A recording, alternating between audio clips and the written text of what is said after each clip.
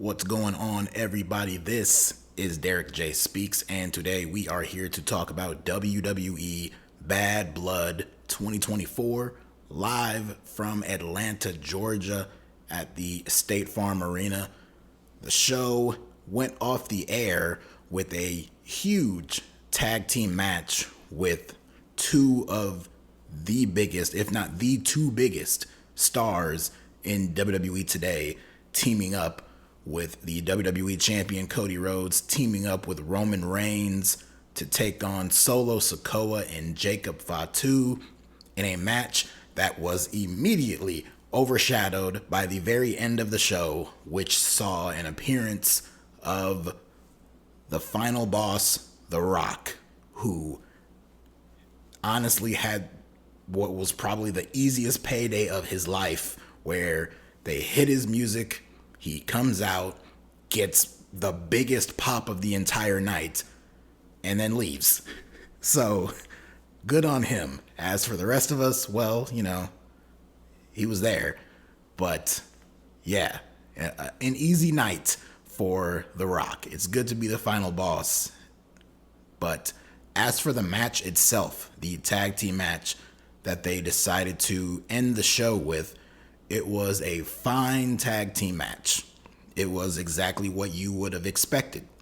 Cody got worked over by the heels. They were building up to a hot tag with Roman. They did that with Cody too. So a lot of the standard tag team stuff that you would see. And Roman and Cody being the two biggest stars in WWE right now, I'm sure was a big contributing factor to this match going off the air, as well as The Rock showing up. But they treated them like big stars, both having their own homecomings here in Atlanta. Cody, of course, being from Atlanta, and Roman going to college and playing college football in the city. So it made sense in that regard. The match itself just was nothing overly special. And you had some good moments here and there. Jacob Fatu is fantastic. I look forward to the day when we get him versus Roman Reigns one-on-one. If I'm booking, that's the WrestleMania match. We'll see if they go that route. But we had at one point Cody basically sacrificing himself. He took himself out of the entire rest of the match when he took out Jacob Fatu, in a very similar way that Jacob has disposed of Cody Rhodes in the past, where he had Jacob laid out. First he hit him with the crossroads on the floor, and then he hit him with a couple thrust kicks. I can't even call them super kicks. He laid him out on the announce table. He went back in the ring, went up top, gave a little salute to Roman, and then came crashing down onto Jacob Fatu through the announce table. So that took out Jacob for the rest of the match, and that took out Cody for the rest of the match. So it came down to Roman and Solo, and when it looked like Roman had it won, out came the Tongans, Tama Tonga and Tongaloa. They came out there, provided a distraction, which Solo capitalized on for a moment. He had a spear, but it was only good for a 2 count. And when all hope was lost, as Solo is preparing to spike Roman in the throat, Tama Tonga's on the outside, Tongaloa's on the outside, and then a mysterious figure with a hoodie and a bandana covering his face pops up right in between them. And then, of course, before he unmasked, he did lay out both Tongans with a super kick, and then he unmasked himself to reveal Jimmy Uso.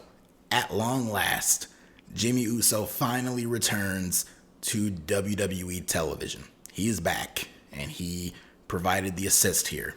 And Solo was shocked.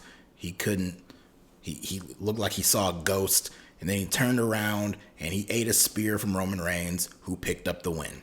So the babyfaces win. Jimmy Uso finally returns. Finally, I can log on to Twitter/X on a Friday night for SmackDown and not have to hear all of these people complaining about Jimmy Uso not returning, because people have been waiting for this man to return for months, and he's finally back. And he and Roman embraced. They hugged after the match. There was a show of respect between Roman and Cody. Roman and Jimmy left, and then as Cody was still in the ring, he got attacked by the heels, who ganged up on him, beat him down. Jimmy and Roman are on the outside, and Jimmy's just telling Roman, like, I'll follow you, whatever you want to do. So they run back in, they provide the assist, they clear out the rest of the Bloodline members. Cody is picking himself back up, and then Roman picks up the championship belt and very slowly returns it to Cody. And then we hear the music, and out comes The Rock, who, like I said, got probably the biggest reaction of the entire night. A huge, thunderous pop for this man, who walks out onto the stage. He's holding that People's Championship belt that he got earlier this year around WrestleMania weekend. So he comes out, he's staring down at the ring, because inside the ring it's Roman Reigns, it's Jimmy Uso, and it's Cody Rhodes. And the camera is focusing on everyone, particularly Cody, but it's focusing on everyone in the ring, and The Rock is looking down there. They stop his music momentarily, and The Rock's just staring, and he's looking down, and nothing's really happening. He raised the eyebrow, and then he starts counting down 3, 2, 1, or 1, 2, 3, whatever. And then they play his music again, and he turns around and leaves. And that was that. I couldn't hear it because they played his music so loud, but I feel like the crowd started booing, which, if they did, is justified, because that was kind of lame. But, you know, The Rock is gonna be The Rock, you know? So, but this was to show that he is back. This establishes that The Rock is back in the fold. He's been gone for several months following WrestleMania. The last time we saw him on television, he came face to face with Cody Rhodes. They had that very weird exchange where they swapped belts real quick, but Rock told Cody that he's coming after him.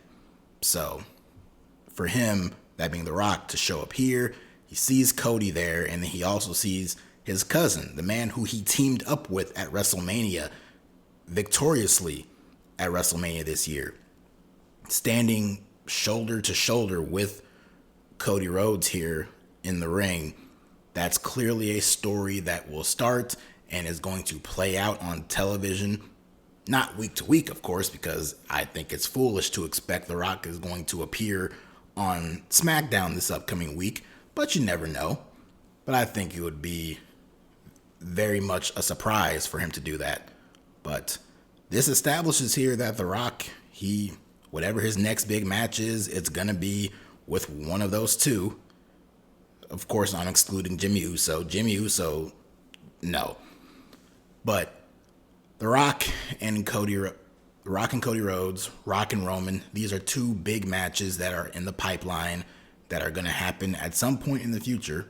Will we get one for each of the next couple of WrestleManias? Will they do The Rock versus Cody at WrestleMania 41 and do Rock and Roman at WrestleMania 42? That has been rumored in the past. Over these past few months, a lot of people in the know, few insiders, rumors, whatever, they have laid claim that Rock and Cody is locked in for WrestleMania. So it's possible. Could they do it earlier? Could they do it maybe at the Royal Rumble? I don't know.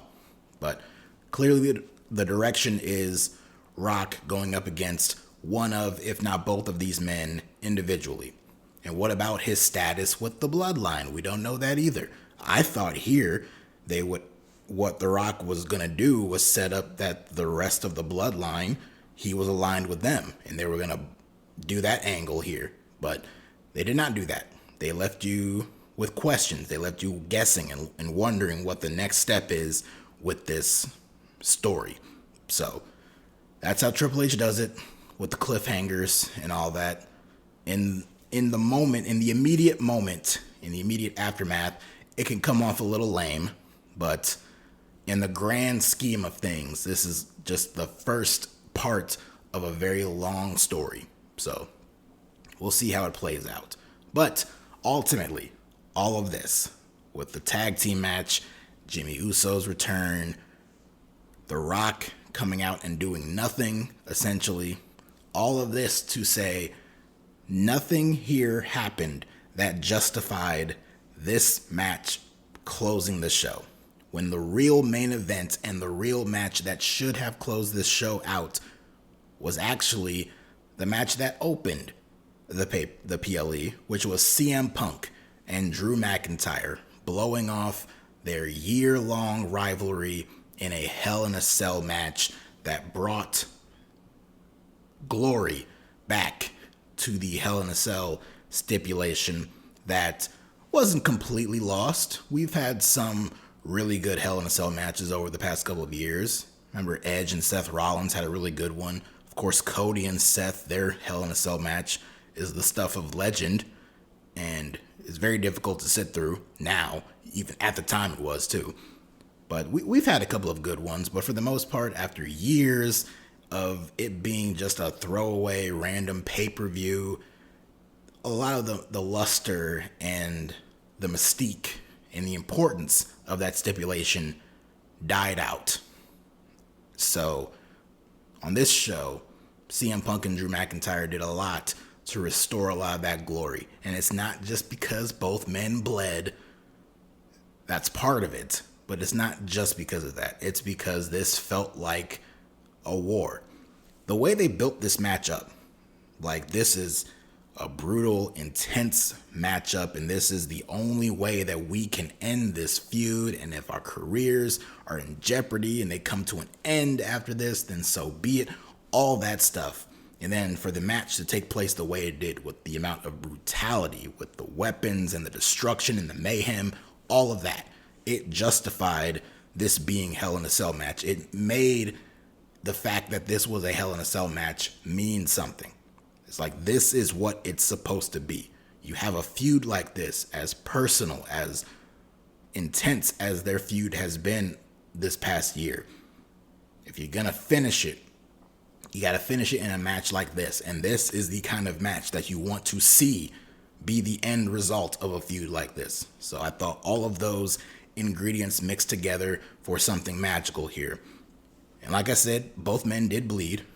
We had some bloody faces with CM Punk and Drew McIntyre here. Far more blood than we have seen in WWE in a very long time. Of course, for AEW, that's called every other week. But for WWE, we get a few cuts here and there, and then the referees come in and wipe it up. And there were points in this match because immediately when Drew started bleeding, Punk bled, and it was, very noticeable, but it wasn't anything too bad. When Drew bled, it was the days of old with complete red. Drew has a pretty big forehead, and to see that entire head and face covered red with blood was a sight to behold. That was very startling.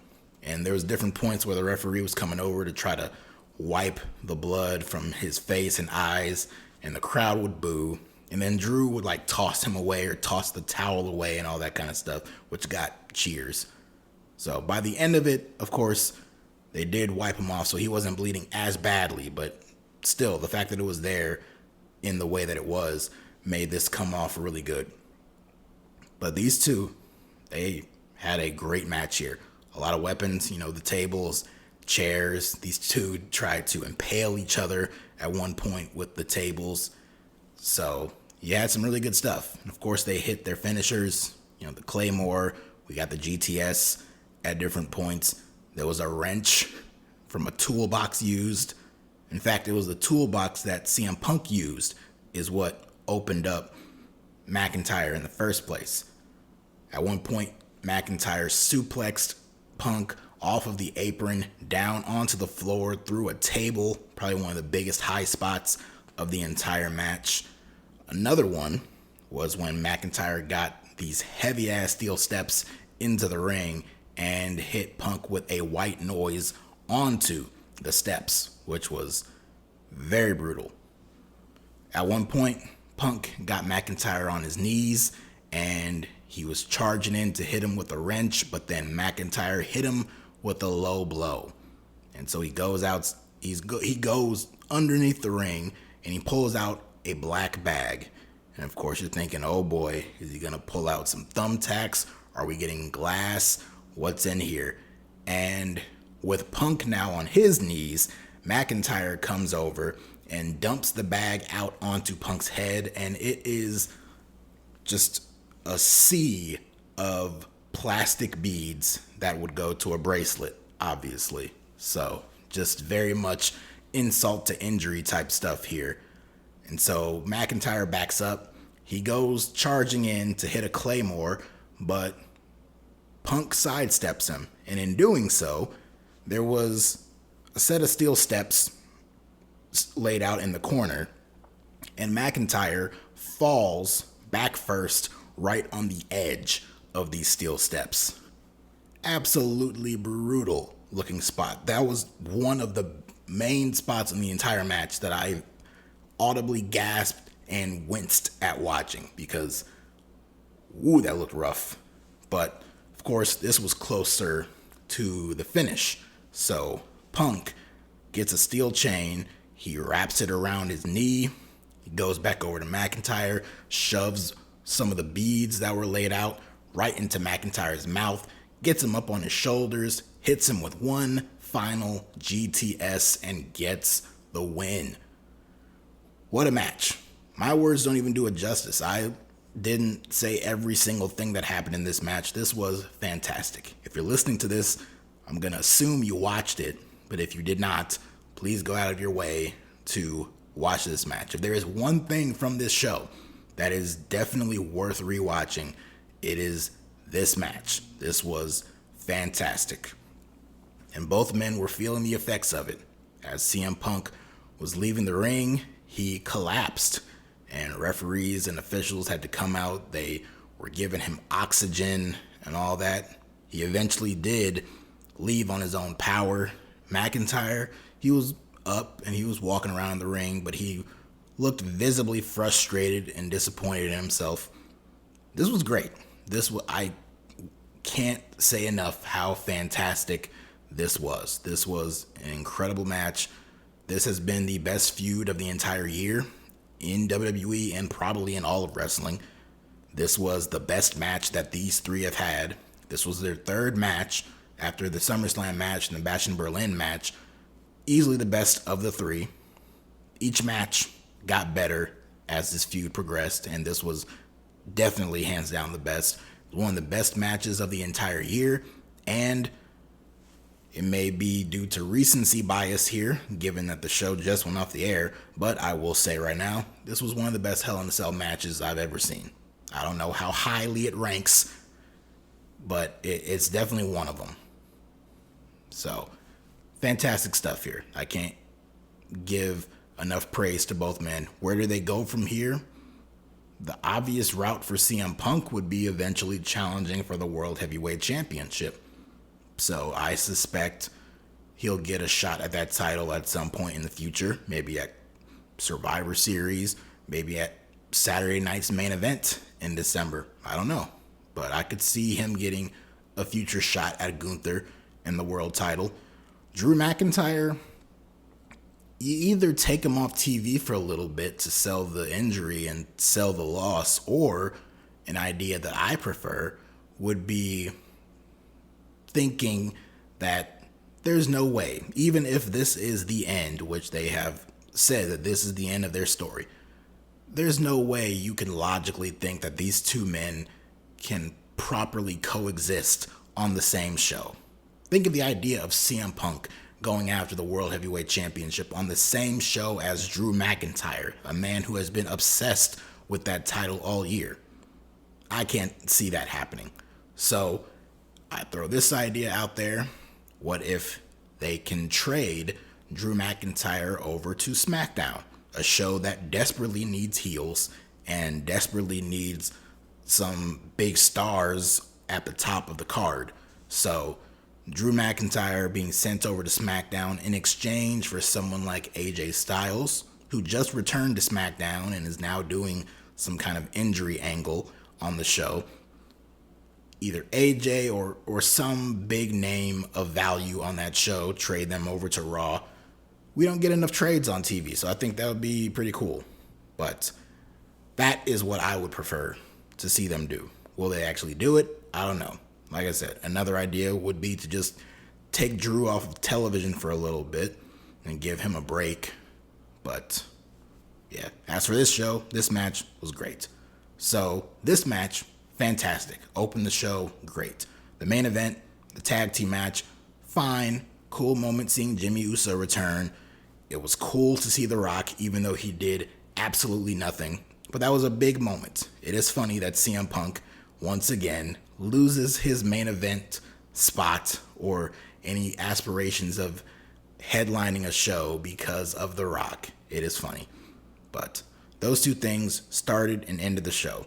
As for all the stuff in the middle, because there were some other matches on this show, meh is what I can say. There was some good ones. Immediately following the Hell in a Cell match, we had Nia Jax defending the Women's Championship against Bayley. And I was already saying, like, whew, good luck to these women for keeping the crowd interest high and following up that match. Obviously, they could not follow the Hell in a Cell match, but I will give them credit. They kept the fans very interested in their match. And the work was solid. It's not like they had a fantastic match or anything like that, but the two of them worked well enough to keep getting reactions from the crowd and were keeping their interest up. So hats off to them. That was a very difficult spot for them to be in, and I thought they did a damn good job of holding the interest of the live crowd and of holding my interest, because I thought they worked very well together. Of course, the big highlight of the match is when referee Jessica Carr got taken out accidentally by Nia Jax, and out came Tiffany Stratton with her Money in the Bank briefcase. She used it on Bayley, and while out there, she was trying to get the referee up, and she helped her up, and as the referee was getting up, she picked up the briefcase, the Money in the Bank briefcase. So she was holding the briefcase. Tiffany was standing right next to her, also holding the briefcase, and this just so happened right at the same time as Nia Jax was waking up and getting up and looked over and saw that. So it looked like Tiffany was about to cash in, but clearly that did not happen. And in the end, Tiffany did provide an assist for Nia to get the win. She, that being Tiffany, tossed the briefcase at Bayley, knocked her off, and that allowed Nia to hit a Samoan drop, which Bayley also hit a Samoan drop on Nia during the match, which was very impressive. But Nia hit one on Bayley off the top rope, and then she went up and hit an Annihilator and got the win. So Tiffany did help her, and Nia retained. I don't know how much longer this story is going to go on with Nia and Tiffany. Honestly, I thought this would be way more interesting. It's not, for me at least. I know some people really like this, and they like the back and forth with Nia and Tiffany, and they like the teasing of the cash in. I'm at a point where I'm just ready for this cash in to happen. I don't know what they're waiting for. I get they're trying to extend it out and build it up and build intrigue for it. Me personally, I have no more intrigue. I'm just like, just do it already kind of stuff. The little teases of dissension with Tiffany and Nia intimidating Tiffany and all this, I'm at a point where I am just not all that invested in it. So the quicker they can get to that, the better. As for some of the other matches on this show, also fairly good. Damian Priest and Finn Balor had a very good match. It could have taken place on an episode of Raw, and it would not have stood out any more or less. It was fine. It was right smack dab in the middle of the show, and it did its job. Priest, super over. Balor, the people like him, they had a really good match. Of course, we had some interference from Judgment Day members, Carlito and JD McDonough in this case, and it was not enough to keep Priest down permanently, because as Priest was getting pelted and spammed with coup de grace kicks from Balor, he was hitting the coup de grace, but on the back of Priest's head and neck, because Priest was still standing up, so he wasn't laid out horizontally in the ring. He was kind of standing, but Balor was diving down with the feet onto his back, And he did it about twice, 2 times. And then around the time of the third, he got caught, got goozled, and hit with the South of Heaven chokeslam to give Damian Priest the win. So Priest just won here. And a lot of people are going to look at that like, oh, well, feud is over. Which, I mean, obviously the babyface getting the win would signify that the feud is over, but not necessarily. I think it was shocking because I expected Balor to get the win here and prolong this feud a little bit more with Priest trying to fight back, but they decided to give Priest the win here. It makes sense. The dude just lost the world title not too long ago, so you want to keep him heated up a little bit. I think he would have been fine losing here, but it is what it is. We'll see this feud continue to play out. I'm sure Balor is far from done with Damian Priest, and this feud will continue and extend out on television. So there's that. Speaking of the Judgment Day, their night was not over because there was a Women's World Championship match between Rhea Ripley and Liv Morgan with Dominic Mysterio hanging from a shark cage. Not above the ring, but kind of in the aisleway. He was hanging above the aisle. This match, in a word, sucked, but might be a little harsh. It just fell flat. At some point, the crowd was going to come down and they weren't going to be too invested. And unfortunately, this was the match where I felt like that happened. It's very telling that in this Women's World Championship match between Rhea Ripley and Liv Morgan taking place, that the biggest reactions and chants from the crowd revolved around Dominic Mysterio, the guy hanging in a shark cage a couple of feet away from the ring. So the match itself really was nothing special, and the work, they worked hard, but it was a little sloppy at points too. So, but that could be forgiven on any other occasion. But the finish was, speaking of sloppy here, good God. So this finish saw Rhea, first, should be known, Dominic was able to pick the lock of the cage door. So there's that. We'll put that out there first. Rhea is on the outside with Liv. The referee is just not even attempting to count anything. This referee, we'll talk about him more. But so the referee's not counting. They're both on the outside. Rhea is beating Liv down. She lays out Liv Morgan with a riptide on the floor. She hits her with her finisher on the floor and then gets Liv back in the ring. And instead of pinning her and finishing the match, she goes over to the referee.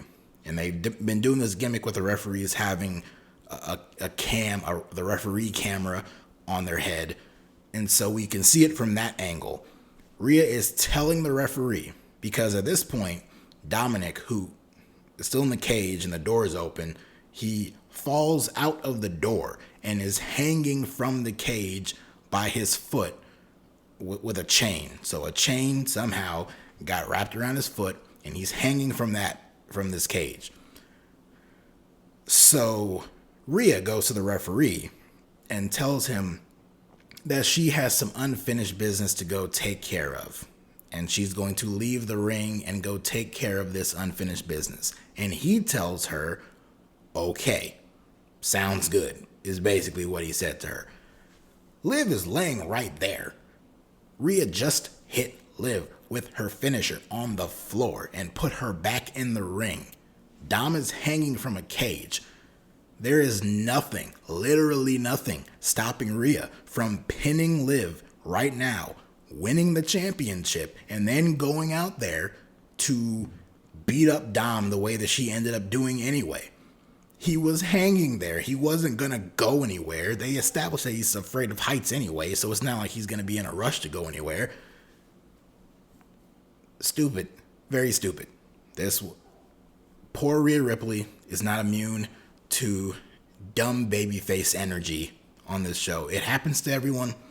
Everyone who is a babyface on this show at some point makes very dumb moves, and for Rhea, this was her opportunity to be a dumb babyface. So of course, she leaves the ring. She got the referee's permission, though. So she leaves the ring, she gets a kendo stick, and she starts wailing on Dom with the kendo stick. And this same referee who told Rhea that, okay, go handle your business, go do whatever you want to do, he leaves the ring and goes over and attempts to stop Rhea from doing this. You already gave her permission to do it, so what are you doing here? So as she is beating Dom with this kendo stick, out from behind comes Raquel Rodriguez, who makes her big return to TV. She clobbers Rhea from behind, and in one of the goofiest, most silly sequences I've ever seen, the referee literally runs away and turns his back to this sequence, even though he is in plain view of seeing Raquel hit Rhea. He runs away and turns his back in an attempt to pretend like he did not see this, because the finish is clearly supposed to be Raquel lays out Rhea and then pulls Liv on top of Rhea so the referee can count the 1, 2, 3. But the referee is not supposed to see Raquel attacking Rhea. Unfortunately, there was no way to hide the fact that he absolutely did. So they just rang the bell and ended the match. Unfortunately, no one told Raquel this, because they rang the bell, and then several seconds later, Raquel lays out Rhea with a Chicona bomb, and then she pulls Liv on top of Rhea in an attempt to do the pin, like I'm sure the finish was supposed to be. But the match is already over. The bell rang, it's over. And so once that was realized, she picks up Liv and they leave. This whole finish sucked. This was horrible. But it did serve its purpose of reintroducing Raquel, which was not a big surprise because I think everyone predicted that Raquel was going to return on this show. So it reintroduced her. It pairs her up with Liv Morgan. The last we saw of them, they were a team, and there is an established feud and rivalry between Raquel and Rhea. So all of that stuff does make sense. It's just the execution here, not the best, but oh well. So as for the matches on this show, nothing could really follow that opener, the Hell in a Cell. Everything else, you had stuff that was pretty good, pretty decent, and then you had whatever the hell that was with Rhea and Liv. And of course, The Rock returning at the end of the show. But we had some news on this show as well. We had Triple H make an entrance, come out to the ring, and he had a big announcement to make, which was for the next WWE PLE in 4 weeks on November 2nd, Crown Jewel in Saudi Arabia. He announced that on that show, we will get 2 matches where the world champions of both brands will compete against each other in one-on-one action. So on that show, the WWE Women's World Champion from Raw will face the WWE Women's Champion on SmackDown, and same thing with the Men's World Champion on Raw and the WWE Champion on SmackDown. They will face each other. No titles will be on the line. It'll just be champion versus champion, one-on-one. No championships. Neither of their titles will be on the line. But instead, the winners of each respective match will be crowned as the Crown Jewel champion and be determined as the best of the best. And they will be gifted what Triple H unveiled as the Crown Jewel Championship.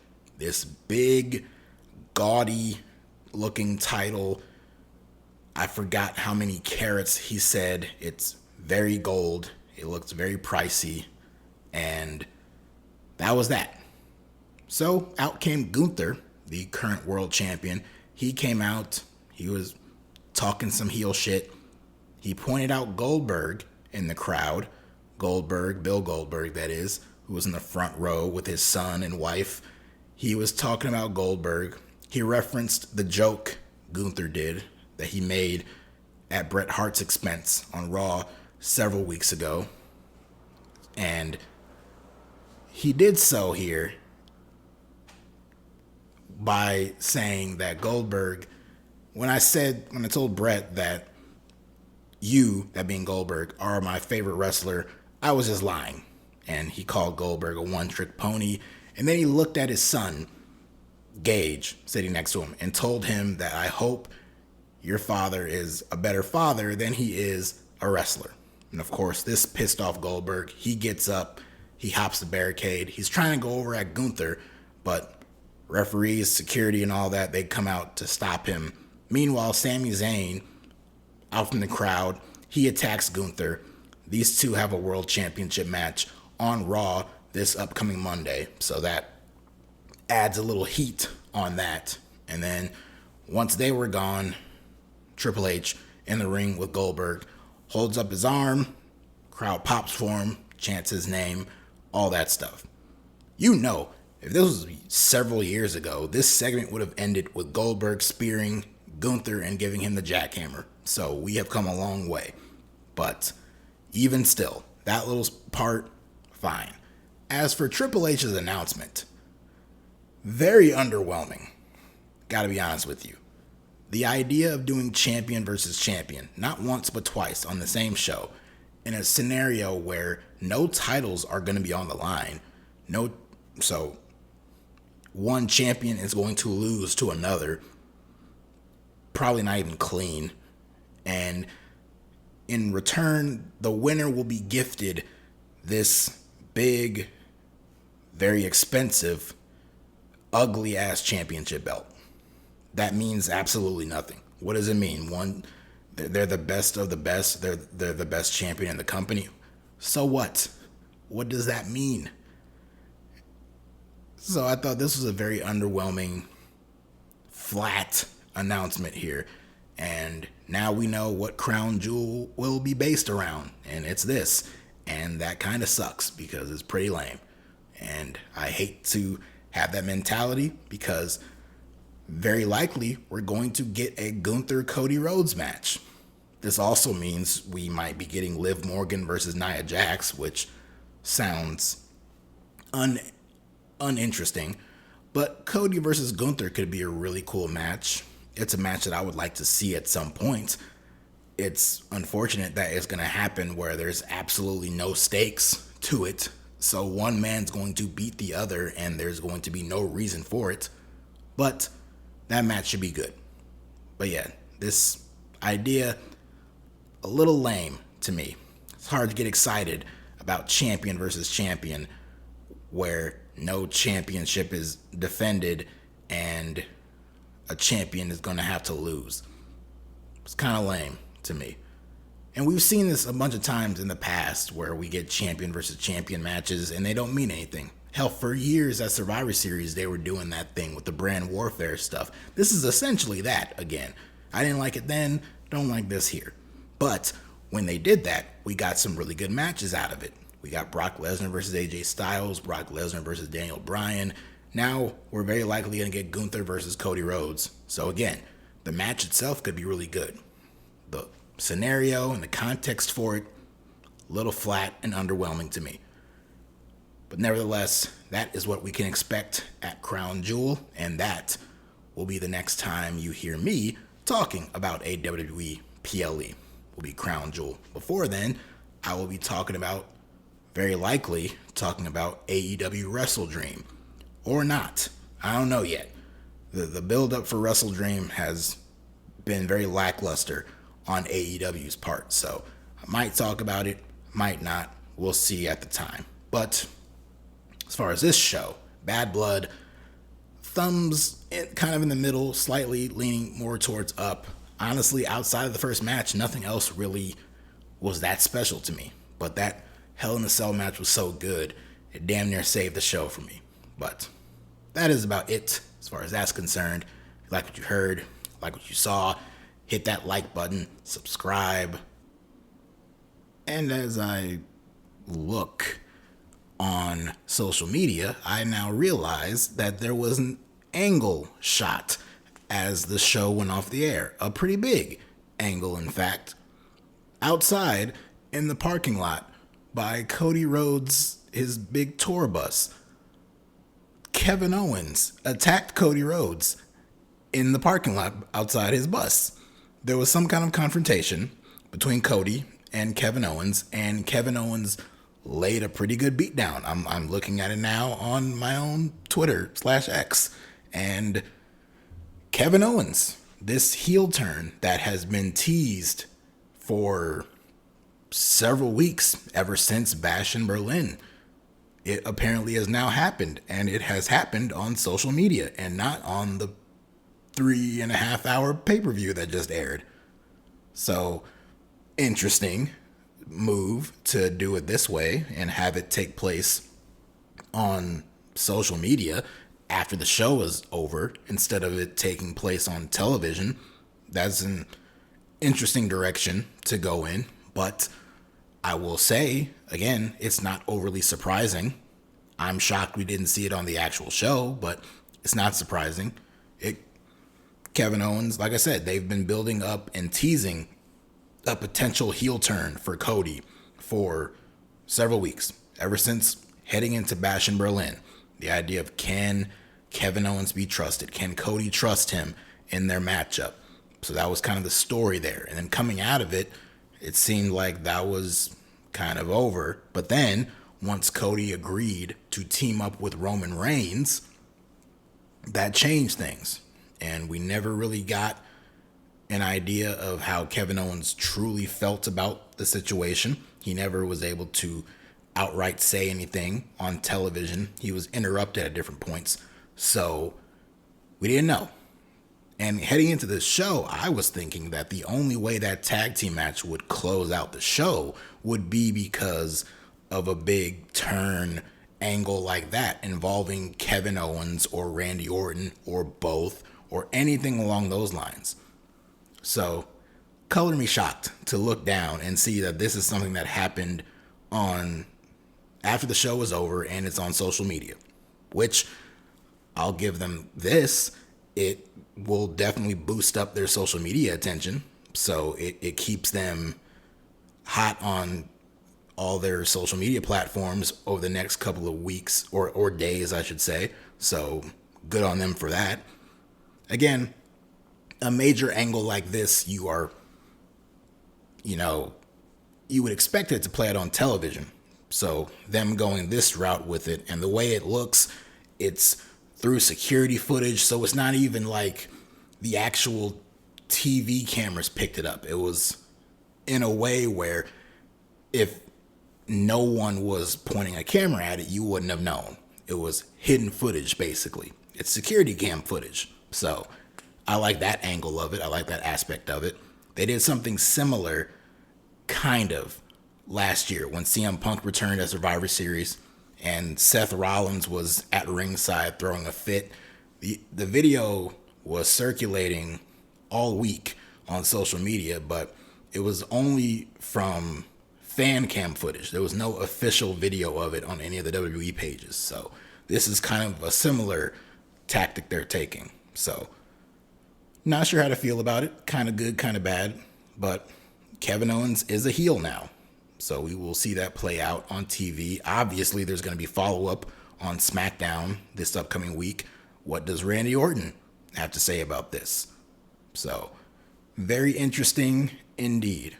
But I wanted to catch myself before signing off here to cover that. So it doesn't really change my opinion of the show because this happened after the show. But still, very interesting angle and interesting way that they executed it. But hopefully that's it. I think that is it. So I can officially sign off. So like what you see, like what you hear, like button, comment down below, subscribe, Follow me on Twitter /X, DerekJ Speaks. Till next time, take care.